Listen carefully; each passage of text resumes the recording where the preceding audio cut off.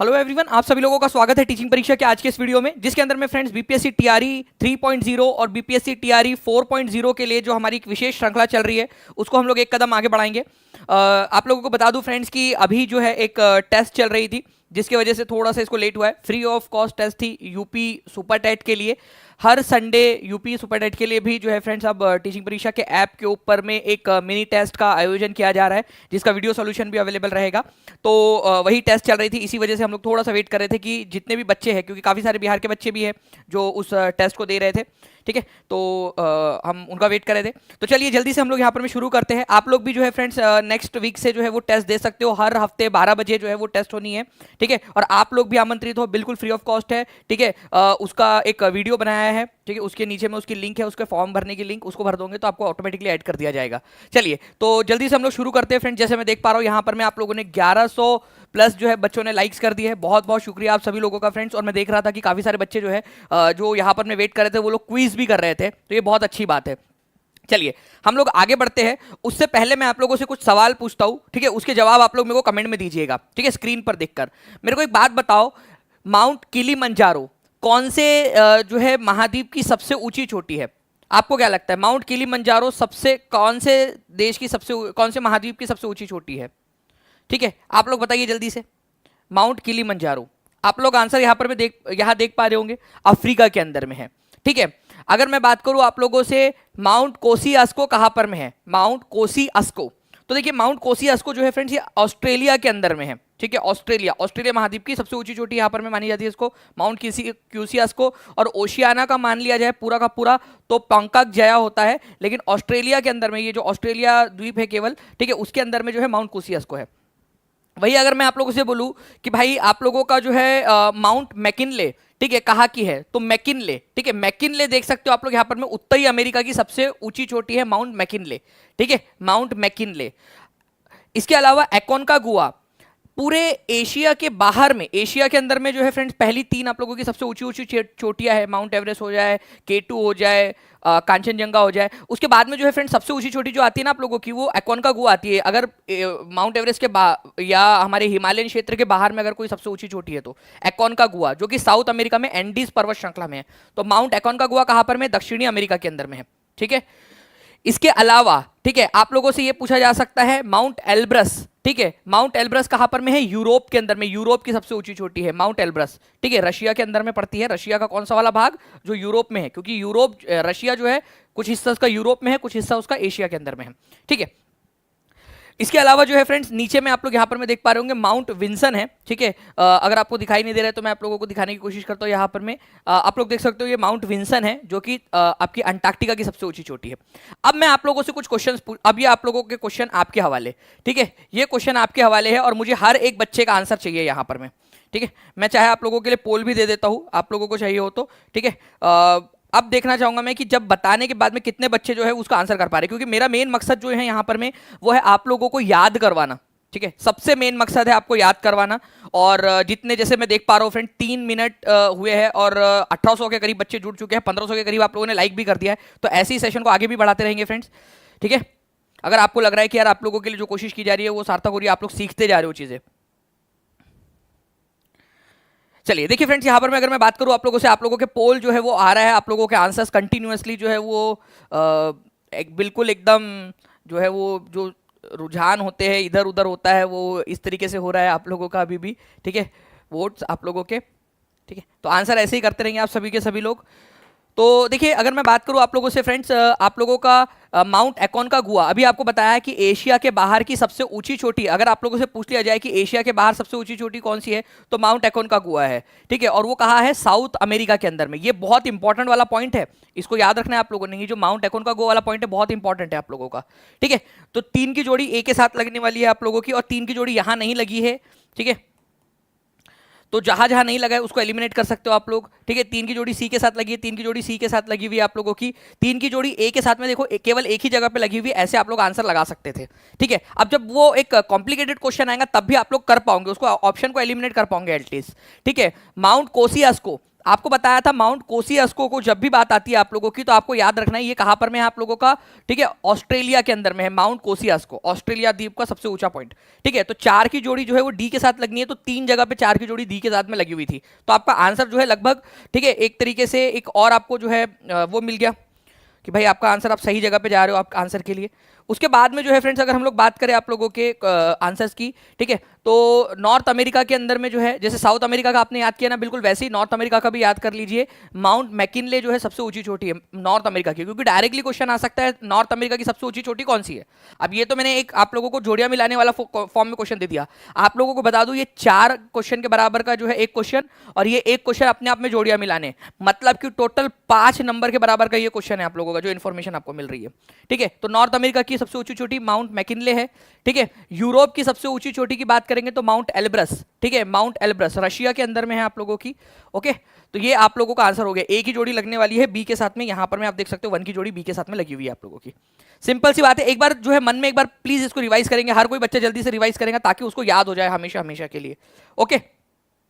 तो ये आप लोगों की एक जो है फ्रेंड्स एक क्वेश्चन था आप लोगों का, आई होप आप लोगों ने इसको अच्छे से याद कर लिया होगा। चलिए नेक्स्ट पॉइंट की तरफ में हम लोग आगे बढ़ते हैं फ्रेंड्स हमारे, ठीक है। नेक्स्ट क्वेश्चन की तरफ में मुझे उम्मीद है कि ये क्वेश्चन भी आप लोग अच्छे से कर पाओगे, ठीक है। तो ये आप लोगों का पूरा अच्छे से समझ में आ गया आप लोगों को जी। देखिए फ्रेंड्स एक चीज मैं आपको बताना चाहूंगा, यहां पर मैं ना एक यूराल पर्वत श्रृंखला है, यूराल पर्वत श्रृंखला, आप मुझे बता सकते हो ये कौन से 2 महाद्वीपों को अलग करती है? डायरेक्टली एक क्वेश्चन आप लोगों से, एनसीईआरटी बेस्ड क्वेश्चन, मैंने आपको मैप के थ्रू भी बता दिया कि यहां पर में यूराल माउंटेन रेंज है, यूराल पर्वत श्रृंखला, वो कौन से 2 महाद्वीपों को अलग करती है ये आप लोग बताइए। और इसके अलावा आप लोगों को एक चीज बताना चाहूंगा फ्रेंड्स कि आज शाम में 5 बजे जो मिशन यूपी सुपरडेट का जो टेस्ट हुआ था उसका वीडियो सॉल्यूशन है, तो आप सभी लोग भी, जितने भी लोग बीपीएससी की एग्जाम दे रहे हैं, टीआरई की एग्जाम दे रहे हैं, वो लोग भी जरूर आइएगा 5 बजे आज उस वीडियो सॉल्यूशन में। उसमें से मैक्सिमम क्वेश्चन जो है फ्रेंड्स आप लोगों के काम के भी है, ठीक है। आप लोगों को भी बहुत मदद करेंगे, तो जितने भी लोग देख रहे हैं जो बीपीएससी टीआरई की एग्जाम कर रहे हैं वो भी उस वीडियो सॉल्यूशन के अंदर में जरूर आइएगा, ठीक है। जो आप लोगों के जैसे हिंदी वाले क्वेश्चन है, आप लोगों के लैंग्वेज वाले जो क्वेश्चन है आप लोगों के, इसके अलावा आपके जनरल स्टडीज वाले जो क्वेश्चन है, आपके साइंस वाले ईवीएस वाले जो क्वेश्चन है आप लोगों के, रीजनिंग के क्वेश्चन आपके, वो आपके बहुत ज्यादा काम आएंगे आप लोगों के भी, तो आप लोग भी जरूर आइएगा, ठीक है। तो यूरोप और एशिया के बीच में है आपका यूराल पर्वत श्रृंखला, ये याद रखना है आप लोगों ने, ठीक है। नाउ फ्रेंड्स अब देखिए यहाँ पर में which one of the following is a natural fibre, ठीक है, कौन सा वाला नेचुरल फाइबर है इनमें से बताना है आप लोगों ने, nylon, jute, acrylic, rayon.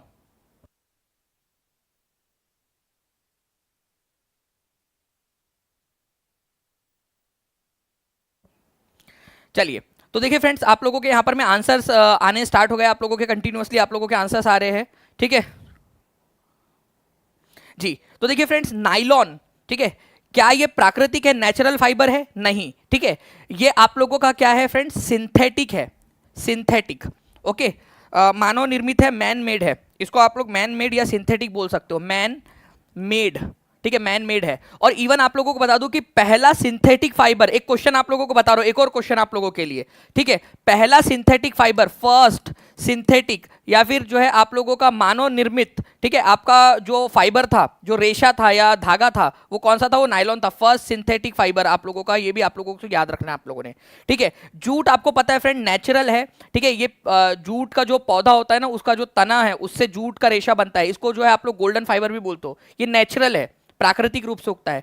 Acrylic, rayon, ये दोनों भी क्या है आप लोगों के जो है सिंथेटिक है, मतलब कि लैब में बनाए गए हैं, बाद में उसका निर्माण किया गया है, ना कि प्राकृतिक रूप से ये अवेलेबल था आप लोगों के लिए, ठीक है। तो कॉटन हो जाए, जूट हो जाए, ये आप लोगों के क्या है, नेचुरल फाइबर है, ठीक है। वूल हो जाए, सिल्क हो जाए, ठीक है, वूल मतलब जो आपका ऊन होता है, सिल्क हो जाए आप लोगों का, रेशम का धागा जो है वो आपका नेचुरल फाइबर है आप लोगों के, ठीक है। लेकिन वही अगर हम लोग बात करें नायलॉन की, एक्रिलिक, रेयॉन, ये सब आप लोगों के क्या है, सिंथेटिक, मैन मेड, मानव निर्मित जो है आप लोगों के रेशे है, ठीक है। नायलॉन इवन जो है फ्रेंड, नायलॉन के बारे में तो ये भी याद रखना है आप लोगों ने कि पहला सिंथेटिक फाइबर था, पहला मानव निर्मित जो है फाइबर या धागा कौन सा था, नायलॉन था, ये आप लोगों ने याद रखना है। ये बहुत ही इंपॉर्टेंट वाला क्वेश्चन है आप लोगों का, एग्जाम के अंदर में आप लोगों से पूछा जा सकता है, ठीक है। चलिए तो ये भी आई होप आप लोगों को याद हो गया होगा फ्रेंड्स। आगे बढ़ते हम लोग यहाँ पर में हमारे नेक्स्ट क्वेश्चन की तरफ में, इसका आंसर आपका ऑप्शन नंबर बी हो जाएगा, ये याद रखना था आप लोगों ने, ठीक है। चलिए नेक्स्ट क्वेश्चन की तरफ में हम लोग आगे बढ़ते हैं फ्रेंड्स। आप लोगों का जो है नेक्स्ट क्वेश्चन उसको भी मैं आप लोगों को उसकी तरफ में भी लेके चलता हूँ आप लोगों को, ठीक है। चलिए देखिए फ्रेंड्स, यहाँ पर मैं बोला गया है आपका कि भाई फाइनेंस कमीशन जो है वो आपका प्रेसिडेंट के द्वारा कितने सालों के लिए अपॉइंट किया जाता है। जल्दी से आंसर कर देंगे आप सभी लोग। एक बार इसके लिए मैं जो है आपका 30 सेकंड के अंदर मैं आप लोगों को पोल भी दे देता हूँ, और ये पोल को हम लोग केवल जो है वो 20 सेकंड के लिए रखेंगे लाइव, ताकि जो है आप लोगों का आंसर जल्दी से जल्दी आ सके। चलिए पोल भी आप लोगों की तरफ में जा चुका है। जल्दी से बता दीजिए इस पर्टिकुलर क्वेश्चन का आंसर क्या होगा। भारत के राष्ट्रपति द्वारा वित्त आयोग का जो गठन किया जाता है आपका, वो वित्त आयोग जो है वो कितने इसके लिए, अच्छा यहाँ पर मैं पोल जो है वो जा नहीं रहा है, एन एरर ऑकर्ड बता रहा है यहाँ पर में, ठीक है। आई थिंक एक पोल पहले से आपका चल रहा है इस वजह से जी।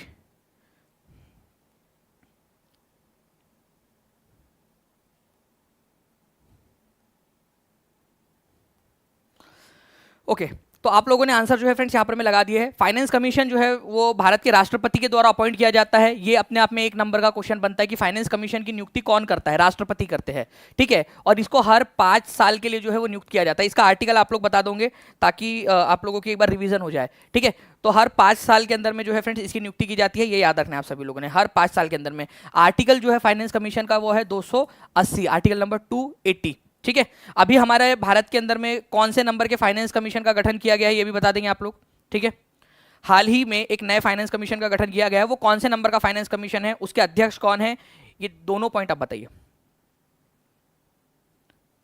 वेरी गुड फ्रेंड्स, बहुत बढ़िया। आप लोगों के जो है वो आंसर्स आने स्टार्ट हो गए हैं। 16th नंबर का फाइनेंस कमीशन, और अरविंद पनगाड़िया जी जो है उसके अध्यक्ष बने हैं, ठीक है। तो 16th नंबर का फाइनेंस कमीशन बना है, फाइनेंस कमीशन, ये याद रखना आप लोगों ने, ठीक है। अरविंद पनगाड़िया, अरविंद, ठीक है, पनगाड़िया, ठीक है, इसके अध्यक्ष बने हैं। बहुत ही इंपॉर्टेंट वाला है आप लोगों का क्वेश्चन ये आपका, ठीक है। इसके अलावा जो है फ्रेंड्स आप लोगों से पूछना चाहूंगा कि ये फाइनेंस कमीशन का काम क्या होता है, बेसिकली फाइनेंस कमीशन करता क्या है। तो याद रखना है आप लोगों ने फ्रेंड्स, ये टैक्स अमाउंट जो होता है ना, टैक्स का जो पैसा होता है, सरकारी पैसा जो आप लोग टैक्स देते हो, केंद्र सरकार जो पैसा वसूलती है, उसमें उस पैसे को केंद्र सरकार, कितना पैसा केंद्र सरकार रखेंगी, कितना पैसा राज्यों को दे देंगी, ये फैसला करता है, ठीक है। ये आप लोगों ने याद रखना है। तो ये जो फाइनेंस कमीशन ऑफ इंडिया है उसकी नियुक्ति राष्ट्रपति करते हैं, लेकिन एक ऐसा ही आप लोगों का होता है राज्य वित्त आयोग, ठीक है, स्टेट फाइनेंस कमीशन, राज्य वित्त आयोग भी होता है। इसकी नियुक्ति कौन करता होगा बताओ जल्दी से, राज्य वित्त आयोग। आप लोग बताओ, चलो एक एजुकेटेड गेस तो लगाओ आप लोग। राज्य वित्त आयोग की जो है वो 5 साल के लिए होती है इसकी नियुक्ति भी। इसकी नियुक्ति कौन करता होगा, एक एजुकेटेड गेस तो आप लोग लगा ही सकते हो, ठीक है। मैं आपको बता दूं, राज्य वित्त आयोग का आर्टिकल भी आप लोगों से पूछा जा सकता है, ठीक है। काफी सारे एग्जाम्स के अंदर में आर्टिकल भी आया हुआ है राज्य वित्त आयोग का, तो वो भी आप लोगों से बन सकता है। तो बताइए जल्दी जल्दी से। चलिए 2900 से ज्यादा बच्चे यहाँ पर में जुड़ चुके हैं। 1800 1900 से ज्यादा आप लोगों ने अब लाइक भी कर दिया फ्रेंड। मैंने बोलते बोलते 1900 भी आप लोगों ने क्रॉस कर दिया है। चलिए जल्दी जल्दी से जो है आप लोग लाइक भी करते रहेंगे सेशन को। देखिए अगर मैं बात करूं फ्रेंड्स आप लोगों की राज्य वित्त आयोग की, तो इसका आर्टिकल है 243I, ठीक है, 243I है, ये याद रखना है आप लोगों ने, बहुत ही इंपॉर्टेंट है। और इसकी नियुक्ति कौन करता है, इसकी नियुक्ति करता है राज्यपाल, ठीक है, राज्यपाल करते हैं, ये याद रखना है आप लोगों ने, इंपॉर्टेंट है, एग्जाम के अंदर में पूछ सकते हैं, ठीक है। चलिए अब आप लोग मुझे बताइए जल्दी से, ठीक है, जो है अभी बिहार के अंदर में कौन राज्यपाल है प्रेजेंट में। क्योंकि मैंने एक चीज आप लोगों को देखी कि कई सारे बच्चे हैं जिन लोगों को यही नहीं पता कि भाई अभी राज्यपाल कौन से है करके, ठीक है, कई सारे बच्चे को ये नहीं पता रहता है,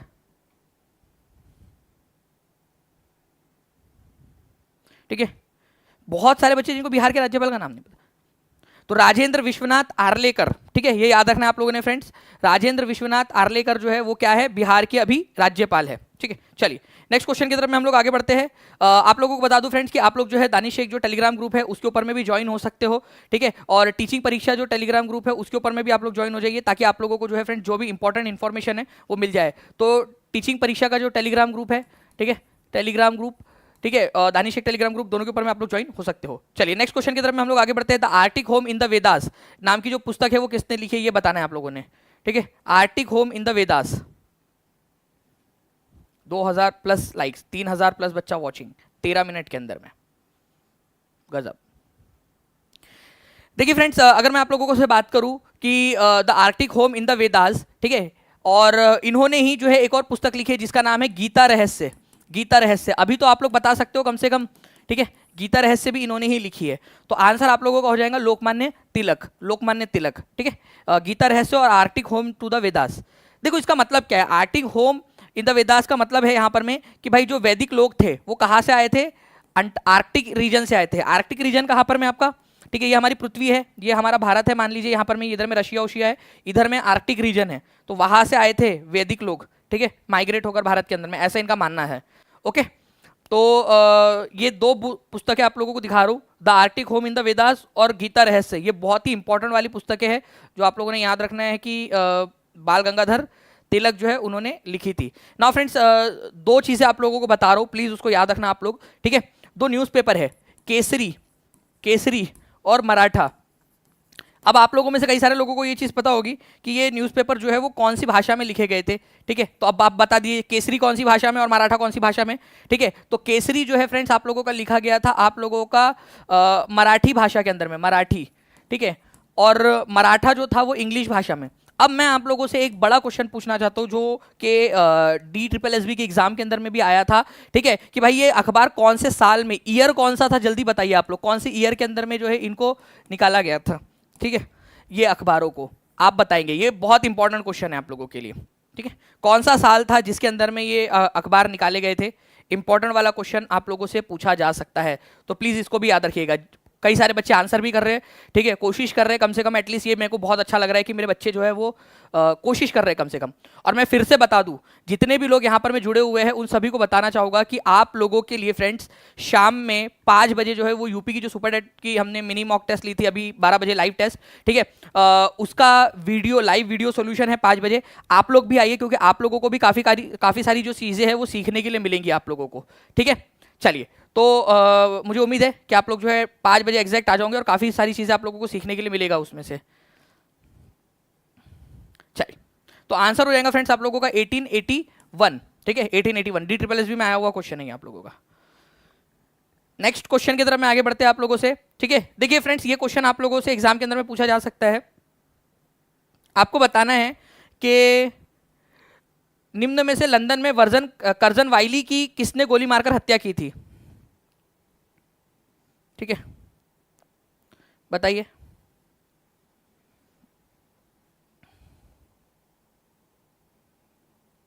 ठीक है, कर्जन वाइली की हत्या कर दी थी लंदन के अंदर में जो है फ्रेंड्स, उन्होंने गोली मार दी थी। ठीक है, 1 जुलाई, ठीक है, 1909 की बात है ये।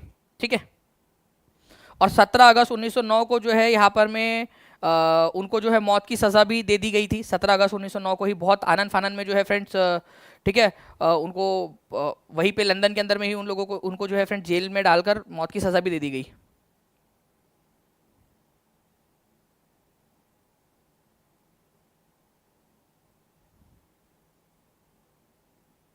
चलिए, बिल्कुल, तो आंसर हो जाएगा फ्रेंड्स आप लोगों का मदन लाल ढींगरा। जितने भी लोग उधम सिंह आंसर लगा रहे हैं, मैं आपको बता दूं कि उधम सिंह जो थे उन्होंने जनरल जो है यहाँ पर में जो डायर थे, ठीक है, माइकल ओ ड्वेयर, ठीक है, उनको मारा था। जनरल डायर जिन्होंने गोलियां चलाई थी वो 1926 में अपने आप मर गए थे। माइकल ओ ड्वेयर पंजाब के लेफ्टिनेंट गवर्नर थे जालियनवाला बाग हत्याकांड के समय में 1919 में। तो 1940 में जाकर जो है उनको मार दिया था उधम सिंह ने, सरदार उधम सिंह ने। ठीक है, किसको मारा था सरदार उधम सिंह ने? माइकल ओ ड्वेयर को। ठीक है, माइकल ओ ड्वेयर को मारा था उन्होंने, ड्वेयर।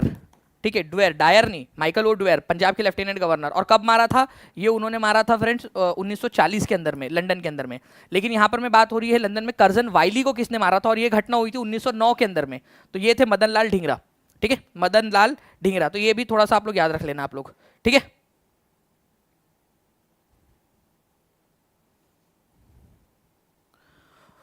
ओके, चलिए, तो ये आप लोगों का एक जो है क्वेश्चन इंपॉर्टेंट वाला जो आप लोगों ने याद रखना था। नेक्स्ट क्वेश्चन की तरफ में हम लोग आगे बढ़ते हैं फ्रेंड्स, आप लोगों के एग्जाम पॉइंट ऑफ व्यू से। ठीक है, तो इसको याद रख लेंगे आप सभी लोग। बाकी जो है फ्रेंड्स, एक और आप लोगों का जो है क्वेश्चन बनता है आप लोगों का। ठीक है, इसको भी आप लोग प्लीज़ एक बार कोशिश कीजिएगा, जितने भी लोग देख रहे हैं। चापेकर बंधुओं का कौन से वाले केस से लेना देना है? भारत के क्रांतिकारी थे दोनों, ये भी बता दीजिए आप लोग। चापेकर बंधु जो है, ठीक है, इनका किस चीज़ से लेना देना था? ठीक है, दामोदर हरि चापेकर, बालकृष्ण हरि चापेकर, वासुदेव हरि चापेकर, ठीक है, ये सब भाई थे, ठीक है। और दामोदर हरि चापेकर और बालकृष्ण चापेकर जो थे, इन्होंने जो है फ्रेंड्स आपको पता होना चाहिए, एक जो है आपका प्लेग कमीशन बना था, उसके अगेंस्ट में किसको मारा था ये आप लोग बता सकते हो मुझे, ठीक है। चलिए, मैं आपके कमेंट्स का इंतजार करूँ, जल्दी जल्दी से आप लोग बताएंगे, तब तक इस क्वेश्चन का आंसर कीजिए।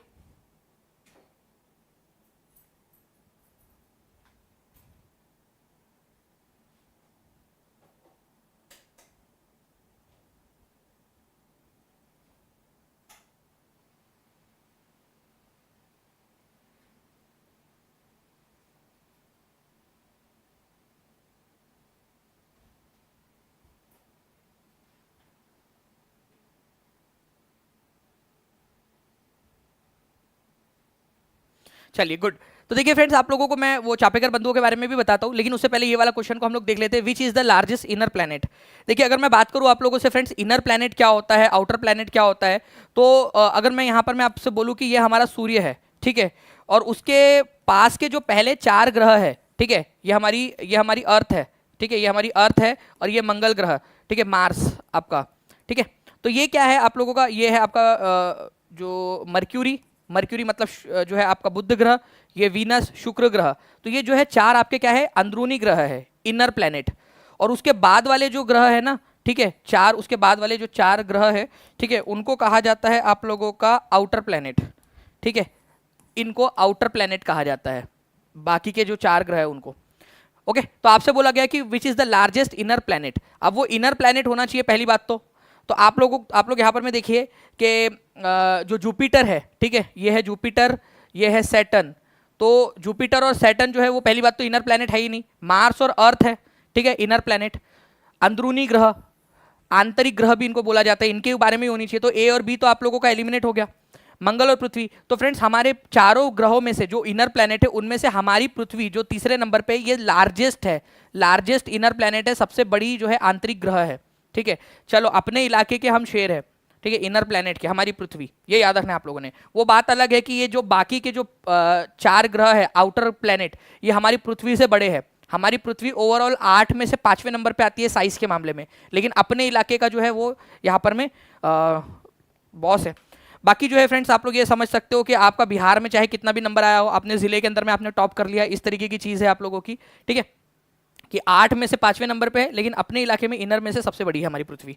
ओके, अगर देखा जाए तो तीसरे नंबर के ऊपर में, अगर दूरी से सूरज के दूरी के मामले में देखा जाए तो तीसरे नंबर के ऊपर में, ये याद रखना है आप सभी लोगों ने। ओके, चलिए, तो ये भी एक इंपॉर्टेंट पॉइंट था आप लोगों का जो आप लोगों ने याद रखना है, ठीक है। चलिए, मैं आप लोगों को चापेकर बंधुओं के बारे में जो है फ्रेंड्स यहाँ पर मैं बता रहा था। तो देखिए यहाँ पर में क्या हुआ था कि 1897 के अंदर में, ठीक है, जो चापेकर बंधु थे उन लोगों ने क्या किया था, 1897 के अंदर में जो प्लेग कमीशन था, ठीक है, प्लेग कमीशन के जो अध्यक्ष थे, प्लेग कमीशन के अध्यक्ष, ठीक है, मिस्टर रैंड, ठीक है, मिस्टर रैंड, और उनके एक सहायक थे, ठीक है, जिसका नाम था आयस्टर, ठीक है, आयस्टर, ठीक है, आयस्टर। उनको जो है गोली मारकर हत्या कर दी थी इन दोनों की, मिस्टर रैंड और आयस्टर। तो चापेकर बंधुओं ने मार दिया था उनको, ये भी याद रखना है आप सभी लोगों ने, ये याद रख सकते हो आप लोग। दामोदर हरि चापेकर और बालकृष्ण हरि चापेकर, ठीक है, इन्होंने क्या किया था, मार के हत्या कर दी थी। क्यों मारा था? उनका मानना था कि प्लेग कमीशन के जो अध्यक्ष थे मिस्टर रैंड, उन्होंने क्या किया, बहुत ज़्यादा अत्याचार किया था। प्लेग को कंट्रोल करने के तरीका उनका बहुत ख़राब था, जिससे कि बहुत सारे लोगों को बहुत परेशानियाँ हुई, ठीक है। तो इसी वजह से जो है ये भी आप लोग याद रख सकते हो। तो मिस्टर आयस्टर को किसने मारा था, मिस्टर रैंड को किसने मारा था? मिस्टर आयस्टर जो है वो मिस्टर रैंड जो कि प्लेग कमीशन के अध्यक्ष थे उनके सहायक थे वो, ठीक है। तो ये भी आप लोग थोड़ा सा इसको याद रख सकते हो। चलिए फ्रेंड्स, नेक्स्ट आगे बढ़ते हैं हम लोग यहाँ पर में। ये आपको आई होप समझ में आ गया होगा, ठीक है। तो पृथ्वी जो है हमारी इनर प्लैनेट की सबसे बड़ी जो है वो है। अच्छा, इनर प्लैनेट और आउटर प्लैनेट के अंदर में एक डिफरेंस ये भी है कि ये जो इनर प्लैनेट है ना आपके, ये रॉक से बने हुए, चट्टान से, ठीक है, चट्टानी ग्रह है। और ये जो ग्रह है इनको जोवियन प्लैनेट कहा जाता है, गैस से बने हुए हैं ये, ठीक है। जो ये आउटर प्लैनेट्स है आप लोगों के, ठीक है, आउटर प्लैनेट्स, इनको जोवियन प्लैनेट बोलते हैं, जोवियन, ठीक है, जोवियन प्लैनेट, ठीक है, या फिर गैसीय ग्रह, गैसियस, ठीक है, गैसियस प्लैनेट्स भी कहा जाता है। गैस और तरल पदार्थों से बने हुए outer planet, inner planet rock से बने हुए, ठीक है। तो इनको क्या बोलते हैं आप लोग, जोवियन प्लैनेट के नाम से भी जानते हैं, गैसियस प्लैनेट के नाम से भी जानते हैं, Jupiter, Saturn, Uranus, Neptune, outer planets आप लोगों के। नेक्स्ट क्वेश्चन की तरफ में आगे बढ़ते हैं। चेचक के लिए पहला टीका किसने खोजा था? ठीक है, चेचक का पहला टीका किसने खोजा था, ये आप लोगों को बताना है। ठीक है,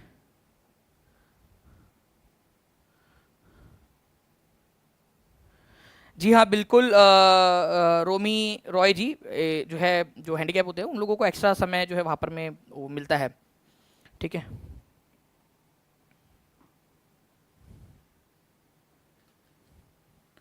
देखिए, who discovered the first vaccine for small pox. ठीक है, जो चेचक है उसका टीका जो है वो किसने खोजा था, ये आप लोगों को बताना है। तो एडवर्ड जेनर जो है फ्रेंड्स, उन्होंने क्या किया था, उन्होंने जो है सबसे पहले स्मॉल पॉक्स का टीका जो है वो खोजा था, चेचक। आपको बता दूं कि कई सारे लोगों की जो है वो मृत्यु हो जाती थी उससे पहले, चेचक से, स्मॉल पॉक्स जो था उससे कई सारे लोगों की मौत हो जाती थी। तो उन्होंने क्या किया फ्रेंड्स, उन्होंने इसकी खोज की, छोटी माता भी इसको कहा जाता है आप लोगों का। ठीक है, इस रोग को, ठीक है, विषाणु जनित रोग है आप लोगों का, मतलब वायरस से होता है आप लोगों का। ठीक है, चेचक का, स्मॉल पॉक्स का जो वायरस है उसकी वजह से होता है आप लोगों का, बुखार आता है, सुस्ती आती है, और हाथ और शरीर के ऊपर में जो है आप लोग देख सकते हो इस तरीके से जो है फ्रेंड्स, आपके दाने दाने निकल आते हैं आप लोगों के। ठीक है, तो ये याद रखना है, वैक्सीनेशन की जो इन्वेंशन है वो एडवर्ड जेनर ने की थी। इनको फादर ऑफ वैक्सीनोलॉजी या फाउंडर ऑफ वैक्सीनोलॉजी भी कहा जाता है। ठीक है, क्योंकि इन्होंने जो है फ्रेंड्स क्या किया था, पहला सफल टीका जो है वो बनाया था, टीकाकरण का जनक। ठीक है, एडवर्ड जेनर, उन्होंने जो है फ्रेंड्स क्या किया आप लोगों का, ये याद रखेंगे आप सभी लोग, जो है उन्होंने, ठीक है, सबसे पहले स्मॉल पॉक्स की जो है वो वैक्सीन बनाई थी उन्होंने, एडवर्ड जेनर ने। बाकी जो है फ्रेंड्स आप लोगों का, पहली एंटीबायोटिक कौन सी थी, तो पेनिसिलिन थी सबसे पहली एंटीबायोटिक। एंटीबायोटिक मतलब आप लोगों का जो बैक्टीरियाज होते हैं, ठीक है, उनसे बचने के लिए आपको एंटीबायोटिक दी जाती है। आजकल जो है फ्रेंड्स बहुत ज़्यादा एंटीबायोटिक का कंजम्पशन होने के कारण भी नुकसान हो रहा है। ठीक है, लेकिन उस समय में ये किसी वरदान से कम नहीं थी कि एंटीबायोटिक का डोज लगा दो, एक टीका लगा दो, बहुत सारे बैक्टीरिया से आप बच जाते थे। पेनिसिलिन थी सबसे पहली एंटीबायोटिक आप लोगों की। ओके, तो ये दो चीज़ याद रखनी आप लोगों ने। Edward Jenner, founder of vaccinology, ठीक है, या फिर टीकाकरण का जनक किसको कहा जाता है, ठीक है, एडवर्ड जेनर को कहा जाता है। स्मॉल पॉक्स की उन्होंने वैक्सीन का सक्सेसफुल जो है टेस्ट किया था सबसे पहले उन्होंने 1796 में। पेनिसिलिन जो है वो आप लोगों की एंटीबायोटिक है, ये भी याद रख सकते हो आप सभी लोग, इंपॉर्टेंट है, एग्जाम के अंदर में आप लोगों से पूछ सकते हैं। नाउ फ्रेंड, नेक्स्ट क्वेश्चन की तरफ में आगे बढ़ते हैं। आप लोगों का, बिहार की राजधानी पटना को कितने जिले स्पर्श करते हैं, ये आप लोगों का बीपीएससी के एग्जाम में आ चुका वाला क्वेश्चन है आपका। ठीक है, इसीलिए इंपॉर्टेंट हो जाता है। ठीक है, तो जल्दी से बताइए आप सभी लोग, और कौन कौन से वो जिले हैं ये भी आप लोग बता सकते हो मुझे। ठीक है, मैं आप लोगों से पूछता हूँ कुछ सवाल। ठीक है, कि क्या उन जिलों में से कौन सा वाला, कौन कौन से ज़िले जो है वो लगते हैं, ये आप लोग मुझे बता देना। ठीक है, चलिए, तो मैं आप लोगों को पूछ रहा हूँ, सिवान क्या लगता है? ठीक है, अररिया, अररिया क्या पटना से लगता है? ठीक है, ठीक है, शेखपुरा, ठीक है, क्या ये लगता है शेखपुरा? ठीक है, शेखपुरा क्या लगता है आप लोगों का, ये आप लोग बता देंगे मुझे। ठीक है, इसके अलावा नालंदा, नालंदा बता दीजिए, क्या नालंदा जो है लगता है बिहार की राजधानी पटना से? बता दीजिए आप सभी लोग। क्या वैशाली लगता है? वैशाली, ठीक है, वैशाली ज़िला लगता है, आप लोग बता दीजिए जल्दी जल्दी से।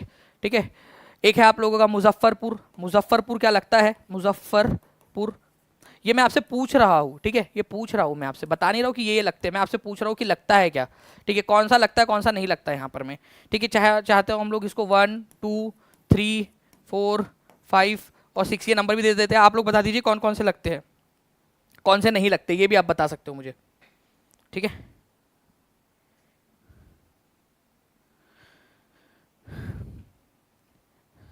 रोमी रॉय जी, इसके ऊपर में जो है ना, मैं आपको बता दूं कि जो हैंडीकैप्ड है उन लोगों को तो मिलता ही है। आप कौन से सेंटर पे थे एक बार, ये जो है आपका बता दीजिएगा प्लीज़। ठीक है, ऐसे ही लिख दीजिएगा, या फिर आप जो है यहाँ पर में अमाउंट मत वो कीजिए। ठीक है, आप जो है ना एक काम कीजिएगा, नीचे में नंबर जो चल रहा है ना उसके ऊपर में कर दीजिएगा। ठीक है, और वहाँ बोल देना कि सर ने कहा है।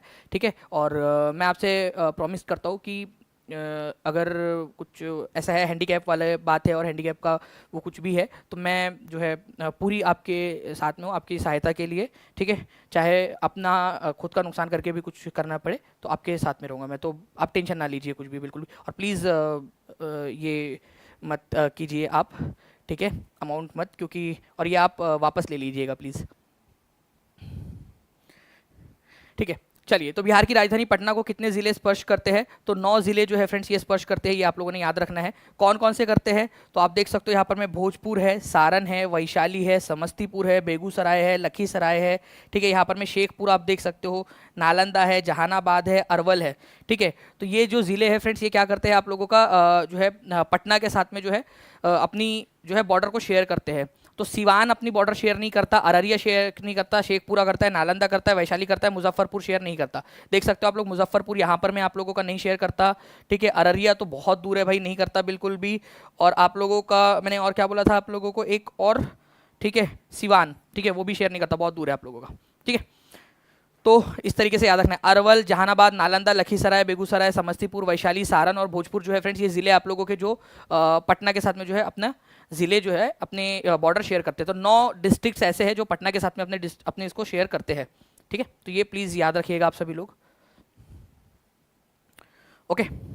और मैं फिर से एक बार बता दूं आपको कि आज 5 बजे जो UP super TET, mission UP super TET का जो वीडियो सॉल्यूशन है उस सभी में आप सभी लोग भी आइए, ठीक है। वो आपके भी काम आएगा बिल्कुल, ठीक है। आपको बताना है किस ग्रह की अपनी धुरी के चारों ओर चक्कर लगाने की अवधि अधिकतम है, ठीक है।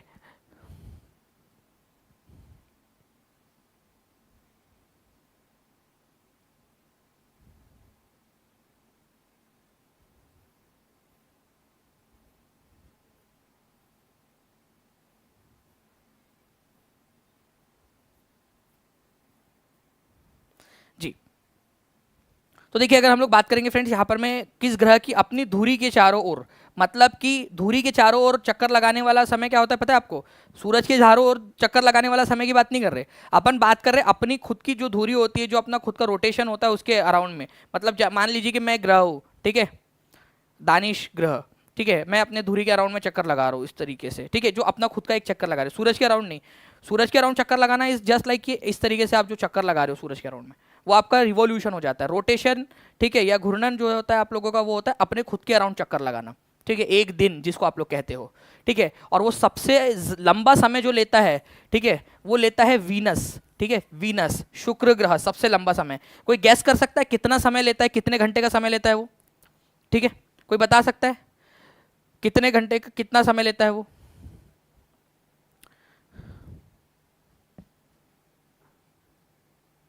पृथ्वी के मुकाबले में कितना समय लेता है? और आप लोग जो है फ्रेंड्स एक चीज़ हैरान हो जाओगे आप सभी लोग, ठीक है, कि उसका एक दिन जो है ना वो 1 साल से भी बड़ा होता है। पृथ्वी के अगर हम देखेंगे तो पृथ्वी के मुकाबले में देखना है आप लोगों ने, मतलब वीनस के ऊपर में, वीनस जो है सूरज का एक चक्कर पृथ्वी के 225 दिन में कंप्लीट कर लेता है, ठीक है, पृथ्वी के 225 दिन में कंप्लीट कर लेता है।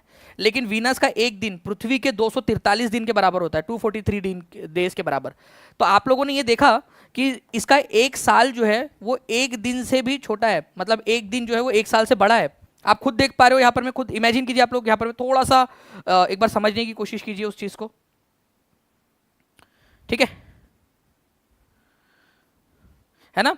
तो यहाँ पर में जो है फ्रेंड्स आप लोगों ने थोड़ा सा इसको याद रखना है कि भाई जो वीनस है आपका, ठीक है, वीनस, इसका जो रिवॉल्यूशन है वो 225 दिन में होता है, ठीक है, मतलब कि 1 ईयर जिसको आप लोग बोलते हो, ठीक है। और जो रोटेशन 1 डे जो है उसका, ठीक है, 243 दिन के बराबर में होता है पृथ्वी के, ओके। तो इसको भी आप लोग याद रख सकते हो, इंपॉर्टेंट पॉइंट है, एग्जाम के अंदर में आप लोगों से पूछा जा सकता है, आगे में भी पूछे जाने की बहुत अधिक संभावना बन जाती है इसके भी, ठीक है। चलिए नाउ फ्रेंड्स नेक्स्ट क्वेश्चन की तरफ में हम लोग आगे बढ़ते हैं। आप लोगों के आपको बताना है पहली एंटीबायोटिक पेनिसिलिन की खोज किसने की थी? पेनिसिलिन जो है एनसीईआरटी बेस्ड क्वेश्चन है फ्रेंड्स, एनसीईआरटी के अंदर में भी दिया हुआ है आप लोगों का ये। तो आपको बताना है कि पहली पेनिसिलिन की खोज जो है वो किसने की थी, और ये हमारी जो है पहली एंटीबायोटिक थी, ये भी याद रख सकते हो आप लोग, ठीक है, दुनिया की पहली एंटीबायोटिक, ओके। तो अलेक्जेंडर फ्लेमिंग ने की थी, ये याद रखना है आप लोगों ने। और पहली एंटीबायोटिक कौन सी थी, ये भी कई सारे एग्जाम में आ चुका है, पेनिसिलिन थी, ओके। चलिए, तो इंपॉर्टेंट पॉइंट एग्जाम के अंदर में आप लोगों से पूछा जा सकता है, ठीक है, एंटीबायोटिक पेनिसिलिन।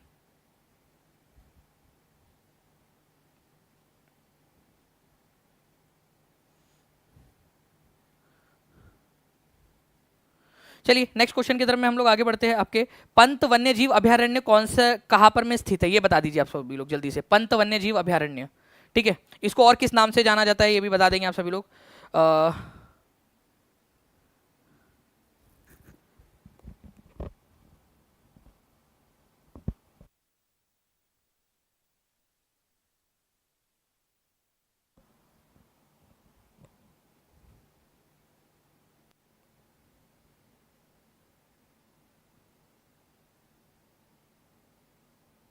चलिए गुड। तो आंसर देखिए फ्रेंड्स, अगर हम लोग बात करें आप लोगों से, ठीक है, तो पंत वन्यजीव अभयारण्य जो है आप लोगों का ये नालंदा में है। नालंदा में भी जो है फ्रेंड्स पंत वन्यजीव अभयारण्य जो है ना, इसको राजगीर राजगीर वन्यजीव अभयारण्य के नाम से भी जाना जाता है। राजगीर वन्यजीव अभयारण्य आप लोगों का।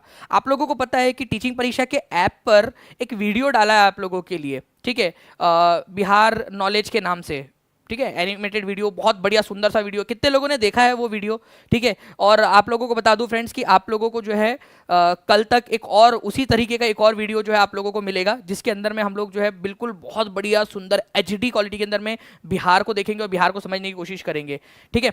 तो उसमें भी काफ़ी सारी चीज़ें आपको सीखने के लिए मिलेंगी। देखिए बहुत सारे लोग हैं जिन्होंने देखा हुआ है वो वीडियो, ठीक है। तो उसमें आप लोगों ने देखा होगा कि पंत वन्यजीव अभयारण्य या राजगीर वन्यजीव अभयारण्य के बारे में आप लोगों को बताया है।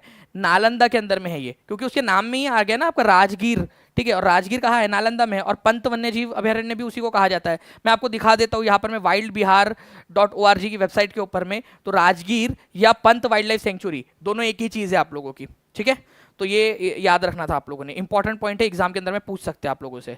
ओके चलिए, तो ये एक पॉइंट आप लोगों का था, ठीक है। बिहार नॉलेज, अच्छा ये कहाँ पर, मैं देखिए टीम कितनी फास्ट है हमारी, उन्होंने डाल भी दिया ग्लोबल फोल्डर, ठीक है। बिहार नॉलेज नाम से जो एक वीडियो फोल्डर है आप लोगों का आपके कोर्स के अंदर में, ठीक है, उसमें आप जाओगे बिहार नॉलेज के नाम से आपको मिलेगा ये, ठीक है। बिहार नॉलेज के नाम से ये वीडियो, बहुत ही सुंदर सा वीडियो है। आई होप आप सभी लोगों ने देखा होगा उसको, ठीक है। नाउ फ्रेंड, निम्नलिखित प्रश्न में दिए गए विकल्पों में से संबंधित प्रश्न को चुनिए, मतलब जो शब्द है उसको चुनने हैं। अगर एम्पियर की जोड़ी इलेक्ट्रिक करंट से लगेंगी तो फैदम की जोड़ी जो है वो किससे लगेंगी, ये बताना था आप लोगों ने।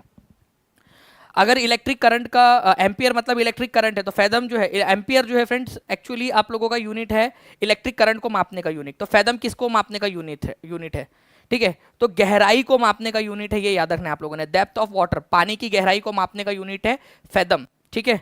तो उसकी आंखों की गहराई कितने फैदम थी, अगर बोले कि तुम्हारी आंखें बहुत ज्यादा गहरी है, झील सी गहरी है, तो कितने, वो आप अगर आपके हस्बैंड आपसे बोले तो आप उनसे पूछ सकते हो कि भाई कितने फैदम गहरी है, ठीक है, ये बता दो आप। ओके, तो जल की गहराई मापने के लिए फैदम का इस्तेमाल किया जाता है, ये याद रखना है आप सभी लोगों ने। मैं आप लोगों को एक लिस्ट दे रहा हूँ, प्लीज इसको याद रखना आप सभी लोग। जैसे कि आप लोग देख सकते हो कि इलेक्ट्रिक करंट, ठीक है, एम्पियर में मापा जाता है आप लोगों का। रेजिस्टेंस, जो आप लोगों का प्रतिरोध है, वो किस में मापा जाता है? ओम में मापा जाता है, ओम के अंदर में, ये भी याद रखेंगे आप सभी लोग।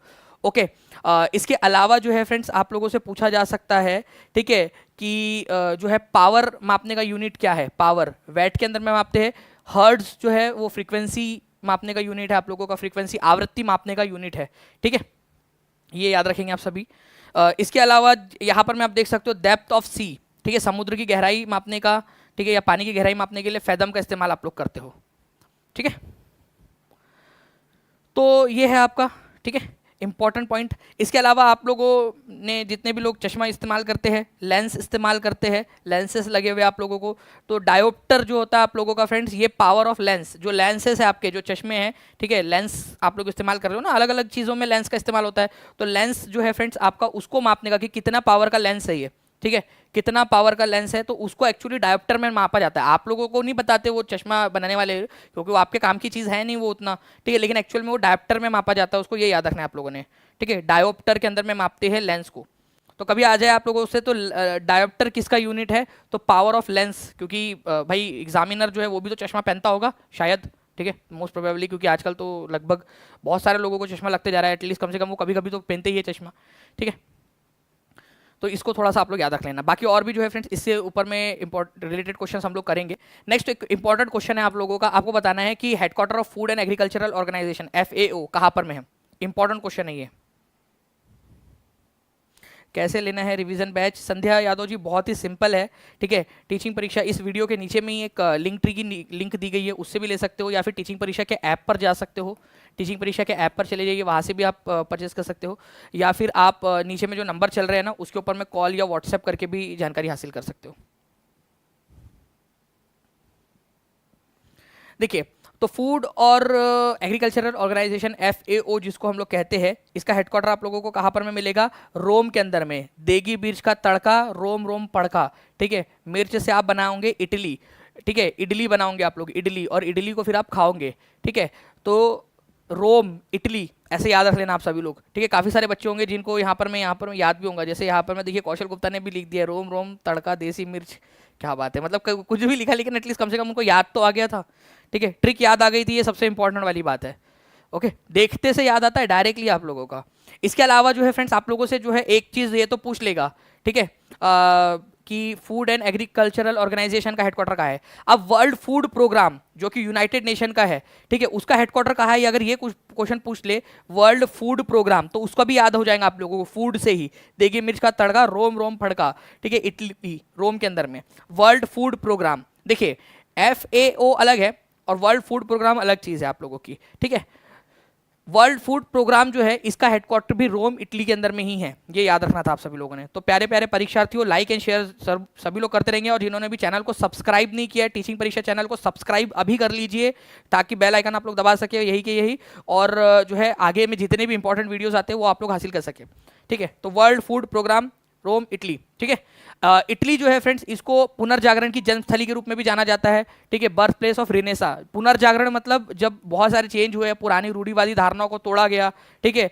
जो प्रसिद्ध कवि दांते थे उन्होंने डिवाइन कॉमेडी नामक एक पुस्तक लिखी थी, ठीक है, और वहीं से जो है ऐसा माना जाता है। डिवाइन कॉमेडी नाम की पुस्तक किसने लिखी थी, तो दांते ने लिखी थी, ठीक है। एक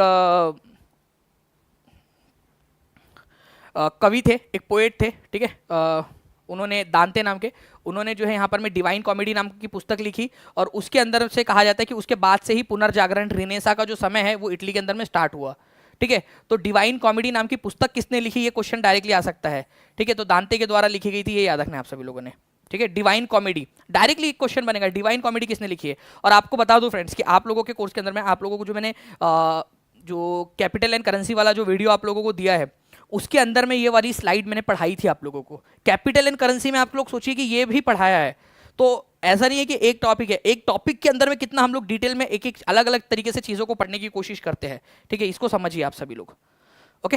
चलिए चलिए अब देखिए फ्रेंड्स, यहां पर मैं नेक्स्ट है आप लोगों का ब्रेटन वुड कॉन्फ्रेंस का मुख्य निर्णय क्या था। इंपॉर्टेंट क्वेश्चन है जीके का आप लोगों का, और 3000 से ज्यादा आप लोगों ने जो है फ्रेंड्स लाइक कर दिए, बहुत बहुत शुक्रिया आप सभी लोगों को। देखिए गुलशन जी, रिवीजन बैच जो है वो उसके अंदर में जो है आपका पूरा का पूरा जो है वो जो वीडियोस है, ठीक है, वो पुराने वाले और नए वाले दोनों आप लोगों के लिए अवेलेबल है। और जो फुल कोर्स है उसमें जो फुल कोर्सेज के जो वीडियोस है, ठीक है, revision batch, e books, 65 paper, वो सारा का सारा कुछ अवेलेबल है। तो उसमें बस ये फर्क है दोनों में। ब्रेटन वुड्स कॉन्फ्रेंस की बात करें तो ब्रेटन वुड कॉन्फ्रेंस जो है फ्रेंड्स आप लोगों की कहाँ पर में हुई थी, ठीक है, अमेरिका के अंदर में हुई थी आप लोगों की, ठीक है, ये याद रखना है आप लोगों ने। यूएसए के अंदर में 1944 में हुई थी ये कॉन्फ्रेंस, 1944 के अंदर में यूएसए के अंदर में। तो ये भी क्वेश्चन आता है कि ब्रेटन वुड कॉन्फ्रेंस कहाँ हुई थी, यूएसए में हुई थी 1944 में। इसमें जो है फ्रेंड्स दो बहनों का जन्म हुआ था, दो बहनों का। कौन थी वो दो बहनें, ठीक है, IMF, ठीक है, IMF और वर्ल्ड बैंक। वर्ल्ड बैंक जो है उस बाद में उसका नाम पड़ा, लेकिन उसका पहले नाम था IBRD, international bank for reconstruction and development, ठीक है।